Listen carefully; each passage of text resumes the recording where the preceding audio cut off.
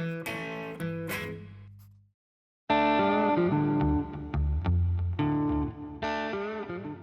I'm Fenn from Laney, and today we're looking at this, the GH30R-112. Yes, it's the 30 watt single 12 combo amp. Bit similar to its bigger brother, the GH50R-212, but one speaker in it. What is the speaker? I hear you shout. It is a 1/12 Celestion G12V. Let's turn it on. The light. 2-channel amp. So we got channel 1, which the great thing about this amp in general is you can control your preamp and your power amp separately and independently. So your preamp valves are ECC83s and your power amp valves are EL34s. Channel 1, you can control your drive and you can pull that, click, to bite and like brighten up and tighten the sound of the output that you put in there, and then obviously your output, which is for the general amp. Now, channel 2, this is where it gets good. This is where this amp comes into its own and where it really stands out from the crowd. Not that I'm biased or anything. You have separate control of your preamp, drive, and your power amp, volume. So you can control your preamp valves and your power amp valves. For a long time, we've been very concerned about preamp power, and that's where you get your gain from. Then we used to run the back end of the amps really, really hard. And that's why the old sort of sounds like Sabbath, it's a really grunty, big sound because it's pushing the power amp side of the amplifier. So with this, you can do that again. So you can whack your preamps down a little bit, put the back of the amp up, and then roll it up a bit, and you've got the real independent control of that. That's why we like to say that this is a real sort of tweakers amp, and the preamp and the power amp, you're finding the blend between red and black, hence the colours of the Tolex on this amplifier, and obviously all the GHR range. So you can get more into that. The more you find a great tone immediately, but then once you start tweaking it and, oh yeah, I want a little bit more, because you really find your own sound, because this amount of movement can change the entire sound of the amp. Because bear in mind, you've got 3 controls for what's coming out of here. And speakers, that G12V, Celestion. You've also got on the front of here, you've got bass, middle and treble as standard. You've got your mids, click, which you can pull to brighten. So you can really get the sort of sound that you want. You can shift that, it shifts it down a little bit on the scoop. So you're getting a different sort of sound and range on your graph. You've got a tone here too, tone similar to what you'd get on your guitar, your tone knob. You can roll that off and it makes it sort of more thuddy and more muddy sound. Roll it up and it brightens the whole sound and makes it more sort of Telecaster-y, chimey, if you know what I mean. You've also got reverb. Now, our reverb, I get asked this a lot, right? People will say, why don't you put spring reverbs into your amps anymore? One answer, unreliability.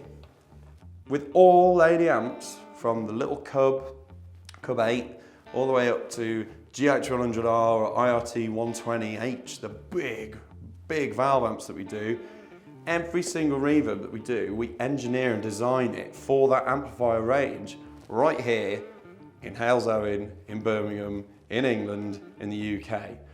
There's a reason for that. Spring reverbs are great, but they're so unreliable. If you get a batch of 10, 2 might be, I'm not too sure. With the digital reverb, they really have come on. And I know a lot of people are a bit unsure about whether a digital reverb is good or bad. And of course, there's going to be time where you would want to use a spring still. But the digital reverb, especially because it's not just the sort of thing that we just take off a shelf, we're designing this for this amp, right? So you've got your standard reverb, which is sort of like a hall sound. And then when you pull it, it turns into a much, much larger area. And it's not too much, it's not too little. The reverb that's on this perhaps might not work on something like a Cub or a Lionheart.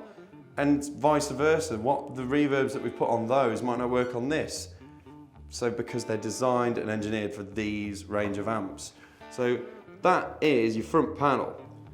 And obviously you've got your lovely front fret there, where if you shine a light or you're at a gig, this will start to sparkle because it's got a lovely bit of sparkle hidden within it. Right, we're gonna have a look at the back of the panel now, and like this.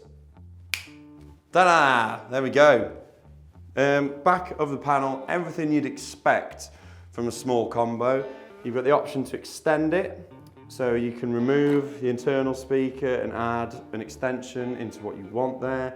Of course, we would always recommend that you use a GH30R-112 VR or a GH30R-112 VR. Of course, then you're going to be getting the different sounds of speakers because they're vintage 30 loaded. This is G12B loaded. The 212 would sit quite nicely because it's a little wider than this, so you get a really cool small little rig there, so you could use the combo at home and use the extended cab for when you're out gigging. Next to that, you've got a DI out, something that is really, really cool to have on the back of an amplifier now, because think how small stages are that you play in these days. The space that you're allowed to have as a guitar player is getting smaller and smaller and smaller, hence why your pedal boards are getting smaller, or they might not be getting smaller, but the actual pedals are reducing in size. So to mic up something on the front of your amplifier is great to record with, but when you're in the live situation and you just need to get a signal from what is coming out of these speakers out to the front of house, having a DI that is balanced, but also you've got a cabinet emulation on there too. Yes. It gives the perfect sound that's coming out the front of this, because the cabinet emulation that we've got on there is what is this. So it's not just something that we've took off a shelf. Oh yeah, cabinet emulation straight on there. It's built for this amp. So you're gonna get the perfect sound that you would out the front. Obviously there's gonna be a little bit of difference because it's not a mic in front of the amplifier, but you're gonna get a very true sound coming out of that DI. And also you can record through that too. But recording, it's always good to have both options of a mic and a DI. You've got the option of a level there too. So if your front of house man is saying, oh, it's too loud, you can just turn it up and really annoy him. No, you can turn it down to where the level that he's needed. Remote, a new feature. So we used to have the FS2s, they were nice, they were about sort of this big. Now we have the FS2 Mini. So it comes with a long lead, as you can see, this is how long it is. Quite long, so that's proof of length. Always do that. You can run this through 9 volts, or you can take the power from the amp and it runs through the cable. Very, very clever. And then you don't need to plug it in because the lights still turn on. You've got your channel option and you've got your reverb option. Reverb obviously has to be set before you start clicking it. And then you're ready to rock and roll. It's tiny. We've done that for a reason. Like I was just saying about stage space, it's the same with your pedals. The boards are getting smaller. You might have more stuff on it, but boards are getting smaller and your stage space is getting smaller. So that is why these are absolutely diddy, but they are really great. Nice and solid too, and it's a good click when you put it on. So that's the FS2 Mini, and that does come with this too.